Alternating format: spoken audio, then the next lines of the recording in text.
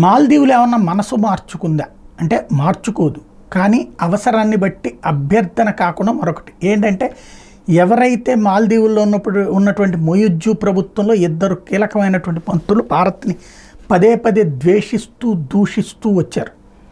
దాని ఫలితం భారతీయ పర్యాటకులు మ్యాక్సిమం తగ్గిపోయారు. ఇదివరకు మాల్దీవులు పర్యటించే వాళ్ళలో నెంబర్ 1గా ఇండియన్స్ ఉంటే ఆ తర్వాత ప్లేసుల్లో మిగతా వాళ్ళందరూ ఉండేవాళ్ళు.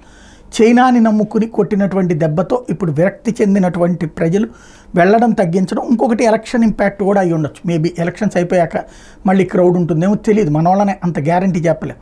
ఇప్పుడు అక్కడ ఉన్నటువంటి పర్యాటకంలో 6th ప్లేస్కి పడిపోయింది. ఇప్పుడు అక్కడికి వెళ్తున్న పర్యాటకులు మన వాళ్ళు వెళ్ళినప్పుడు వాళ్ళకి బెనిఫిట్స్ కాస్త బాగుంటాయి అన్నమాట. దీంతో ఇప్పుడు ఒక్కొక్కళ్ళ ఆలోచన మారింది. మాల్దీవులు విదేశాంగ మంత్రి మోసా జమీర్ తాజాగా ఇంకొకసారి జరగదు ఇట్లాంటి పరిణామాలు, కాబట్టి దయచేసి భారతీయులు అర్థం చేసుకోండి అన్నటువంటి పిలుపుని ఇవ్వడం జరిగిందనమాట.